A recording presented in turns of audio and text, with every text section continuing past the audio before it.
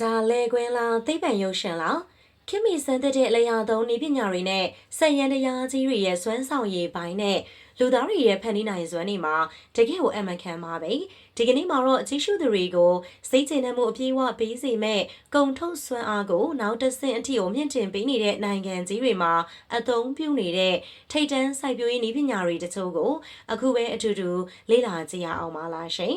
ဒါကတော့ TIFL ဆိုတဲ့ခေတ်သစ်စိုက်ပျိုးရေးအင်ဂျင်နီယာပညာရပ်ရဲ့တကယ့်အမှန်ကန်အောင်မြင်မှုတစ်ခုပါသူရဲ့ရည်ရွယ်ချက်ကတော့သစ်သီးတွေကိုခူးဆွတ်ပေးဖို့နဲ့တောင်သူတွေရဲ့အချိန်နဲ့လုပ်အားကိုအံ့ဩစရာကောင်းလောက်သက်သာစေဖို့ဖြစ်ပါတယ် QR code တွေနဲ့တူညီတဲ့လမ်းညွှန်စနစ်တွေနဲ့ထိန်းချုပ်မှု algorithm တွေကိုအသုံးပြုထားတဲ့ဒီ drones တွေက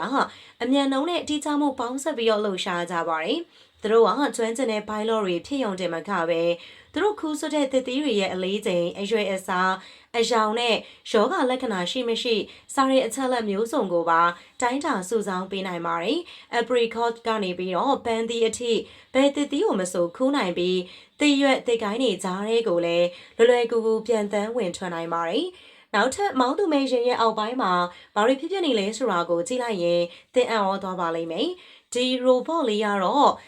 NASF Reading Robot ဆိုတဲ့ပေါင်းမြက်ရှင်းလင်းတဲ့နေရာမှာသုံးတဲ့ robot ဖြစ်ပါတယ်။၎င်းကလေကွင်းထဲမှာကိုယ့်ဘာသာအလိုလျောက်မောင်းနေဖို့အတွက်အဆင့်မြင့်တဲ့လမ်းညွှန်ကွန်ပျူတာမြင်ကွင်းစနစ်တွေနဲ့ AI စနစ်သုံး algorithm တွေကိုအသုံးပြုတဲ့အလိုလျောက်မောင်းနှင်ဆက်ဖြစ်ပြီးစိတ်နှောင့်ယှက်ဖြစ်စရာပေါင်းမြက်တွေကိုတိတိကျကျဆွဲနှုတ်ပေးတာကြောင့်ဘေးထွက်ဆိုးကျိုးတွေများတဲ့ပေါင်းသက်ဆေးတွေသုံးစွဲမှုကိုလျှော့ချပေးထားနိုင်ပါတယ်။ပေါင်းမြတ်တွေအားလုံးကိုတိတိကျကျဆွဲနှုတ်နိုင်မှုပေးနိုင်ပါတယ်။ဒီစက်ရန်တရားကြီးကိုပို့ပြီးတော့လမ်းနဲ့အကျန်းစားဖြစ်အောင်အစစ်မြင့်တင်ထားတဲ့နောက်ထပ်တစ်မျိုးကတော့ Carbon Robotic Laser Weeder ဖြစ်ပါတယ်။အခုပရိသတ်တို့စဉ်းစားနေပါလိမ့်မယ်။အဲ့ဒီ flash မီးတွေလင်းနေတာဘာလဲဆိုတာပေါ့။ဒီရန်တရားကိုတော့ AI စနစ်နဲ့အတူရုပ်ထွက်မြင်မာတဲ့ကင်မရာ42လုံးကိုပေါင်းစပ်တက်ဆင်ထားပြီးတော့အပင်မျိုးစိတ်တန်ပေါင်း150ကိုခွဲခြားနိုင်ဖို့လေ့ကျင့်ပေးထားတာဖြစ်ပါတယ်။ပြီးတော့သူဖြည့်ဆည်းရမယ့်ပြစ်မှတ်ကိုတွေးပြီးဆိုရင်တော့စပြီးတော့ပြစ်ခတ်ပါပြီ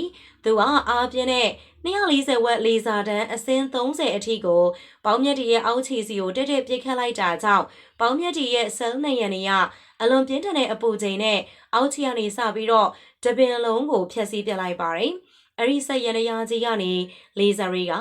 90မီလီစက္ကန့်တိုင်းမှာတစ်ကြိမ်ပြစ်ခတ်နိုင်တာကြောင့်10မိနစ်ကိုပေါင်းမြတ်အပင်ပေါင်း9000ကိုနှိမ့်နှင်းနိုင်စွမ်းရှိပါတယ်။သူမြင်ရသမျှကိုပြတ်ချနိုင်ပါတယ်။ပရိသတ်တို့အနေနဲ့ဒီထက်ပိုပြီးတော့စိတ်ကျေနပ်စရာကောင်းတဲ့ဗီဒီယိုတွေကိုကြည့်ရှုဖို့ဆိုရင်တော့ချစ်တဲ့ရဲ့ Shake It Online TV page လေးကို follow လုပ်ထားပြီးဖို့တောင်းဆိုလိုက်ပါရရှင်။ကြည့်ရှုအားပေးတဲ့အတွက်လည်းအားလုံးကိုကျေးဇူးတင်ပါတယ်ရှင်။နောက်ထပ်ဗီဒီယိုတင်ဆက်မှုတွေမှာပြန်လည်ပြီးတော့ဆုံတွေ့ကြပါစို့ရှင်။